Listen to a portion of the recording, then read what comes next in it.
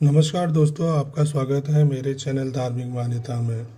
दोस्तों, आज हम इस वीडियो में बात करेंगे विष्णु पुराण में वर्णित समुद्र मंथन की कथा और किस कारण से समुद्र मंथन करना पड़ा।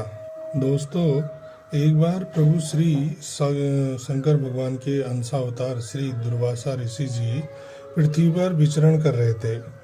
घूमते घूमते दुर्वासा जी ने एक विद्याधरी के हाथों में संतानक पुष्पों की एक दिव्य सुंदर माला देखी। दुर्वासा जी ने उस दिव्य सुंदर माला को देखकर उसे उस विद्याधर सुंदरी से मांगा। श्री दुर्वासा जी के मांगने पर उस बड़े बड़े सुंदर नयनों वाली कृशांगी विद्याधरी ने उन्हें हाथ जोड़कर प्रणाम किया और वह माला उन्हें दे दी। दुर्वासा जी ने माला लेकर अपने मस्तक पर डालकर पृथ्वी पर विचरने लगे। तभी उन्होंने ऐरावत हाथी पर बैठे देवताओं के साथ आते हुए सचीपति इंद्र को देखा। उन्हें देखकर मुनिवर श्री दुर्वासा जी ने वह दिव्य माला अपने सिर से उतारकर देवराज इंद्र के ऊपर फेंक दी। देवराज इंद्र ने वह माला ऐरावत हाथी के मस्तक पर डाल दी।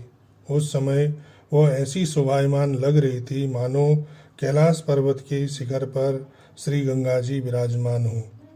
उस दिव्य माला की गंध से आकर्षित होकर ऐरावत हाथी ने उसे सूंड से सूंघकर पृथ्वी पर फेंक दी।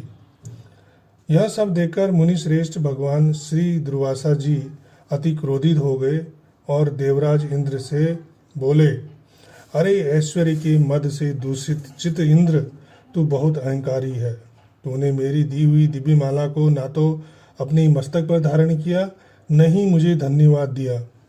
मूर्ख, तूने मेरी ये दी हुई माला का कुछ भी मूल्यांकन नहीं किया। जा इंद्र, मैं तुझे श्राप देता हूँ कि तेरा त्रिलोकी वैभव नष्ट हो जाएगा।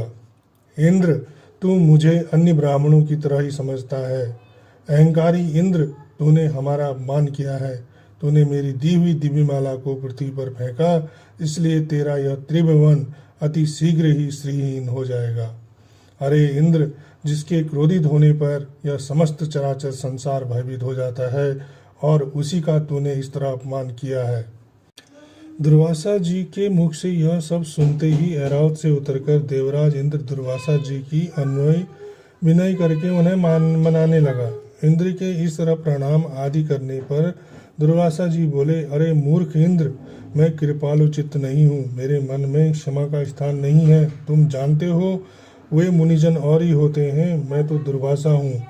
गौतम आदि मुनियों ने तुझे व्यर्थ इतना मुंह लगा रखा है, लेकिन याद रख, मैं दुर्वासा हूँ जो क्षमा करना नहीं जानता। इस तरह मुनि दुर्वासा जी इंद्र को श्राप देकर वहां से चल दिए और देवराज इंद्र भी ऐरावत पर चढ़कर अमरावती को चले गए।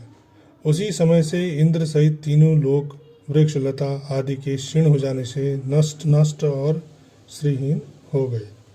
इस तरह त्रिलोकी के श्रीहीन और सत्व रहित हो जाने पर दैत्यों एवं दानों ने देवताओं पर चढ़ाई कर दी।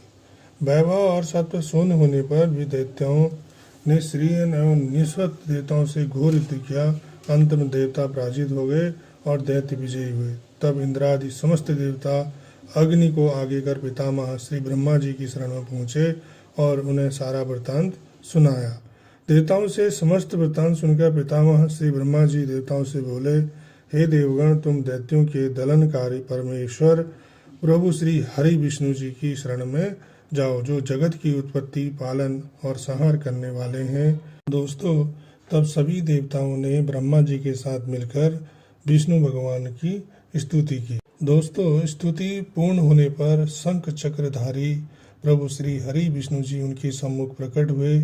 प्रभु श्री हरि विष्णु जी के प्रकट होने पर पितामह श्री ब्रह्मा जी समेत समस्त देवगणों ने उन्हें प्रणाम किया और उनकी स्तुति करने लगे। दोस्तों, देवताओं की इस तरह विनय पूर्वक स्तुति करने पर प्रभु श्री हरि विष्णु जी प्रसन्न होकर देवताओं से बोले, हे देवगणों, मैं तुम्हारे तेज को फिर से बढ़ाऊंगा। इस समय मैं जो कुछ कहूँ ध्यान पूर्वक सुनो और वह करो। तुम दैत्यों से मिलकर संपूर्ण औषधियां लाकर अमृत निकालने के लिए क्षीर सागर में डाल दो और मंदरांचल को मथनी बनाओ तथा वासुकी नाग को रस्सी बनाकर उसको दैत्य और दानों के साथ मेरी सहायता से मतकर अमृत निकाल लो।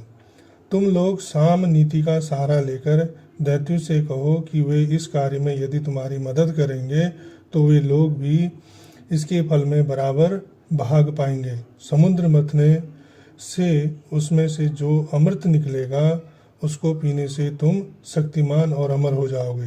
हे देवताओं, मैं तुम्हारे लिए ऐसा उपाय करूंगा जिससे दैत्यों को अमृत की एक बूंद भी न मिल सकेगी और उनके हिस्से में सिर्फ मदिरा ही आएगी।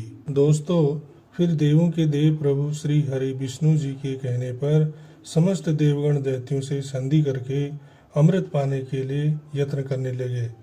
फिर देवता, दानव और दैत्यों ने विभिन्न प्रकार की औषधियां लाकर उन्हें शरद ऋतु के आकाश से निर्मल आभा वाले क्षीर सागर के जल में डाला और उन्होंने मंदराचल को मथनी तथा वासुकी नाग को नेति बनाकर तेज गति से सागर को मथना शुरू कर दिया।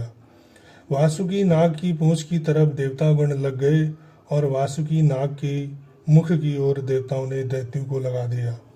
महातेजस्वी वासुकी नाग के मुख से निकलती श्वास की अग्नि से झुलसकर सभी दैत्यगण अशक्त हो गए। दोस्तों, इस तरह देवताओं और दानवों द्वारा क्षीर सागर के मथे जाने पर सर्वप्रथम समुद्र से कामधेनु उत्पन्न हुई। उसे देखकर देवतागण और दानव अति आनंद हो गए। दोस्तों, इसके पश्चात वारिणी देवी और कल्प वृक्ष ऐसा अद्भुत वृक्ष था, इसके नीचे जाकर जो भी मनोकामना होती वो मनोकामना अवश्य पूर्ण हो जाती थी। फिर मंथन चलता रहा और अब की बार क्षीर सागर से रूप में और उदारता आदि गुणों से युक्त अति अद्भुत अप्सराएं प्रकट हुई। फिर क्षीर सागर से चंद्रमा प्रकट हुआ जिसे महादेव जी ने ग्रहण कर लिया। इसके पश्चात क्षीर सागर से विष निकला, वह विष नागों ने पी लिया। फिर श्वेत वस्त्रधारी साक्षात प्रभु धन्वंतरी जी अपने हाथों में अमृत से भरा कमंडल लेकर प्रकट हुए। उन्हें देखकर समस्त देवतागण और दैत्य और दानवगण अति प्रसन्न हुए। इसके पश्चात एक खिले हुए कमल पर विराजमान श्री लक्ष्मी देवी हाथों में कमल पुष्प धारण किए हुए क्षीर सागर से प्रकट हुए। प्रभु श्री हरि विष्णु जी के वक्ष स्थल में विराजमान श्री लक्ष्मी जी के दर्शन कर देवताओं को अति प्रसन्नता हुई। यह सब देखकर दैत्यगण व्याकुल हो गए और उन महाबलवान दैत्यों ने अवसर देखकर श्री धन्वंतरी जी के हाथों से अमृत से भरा हुआ कलश छीन लिया। यह सब देखकर देवतागण घबरा गए और सब प्रभु श्री हरि विष्णु जी की ओर देखने लगे।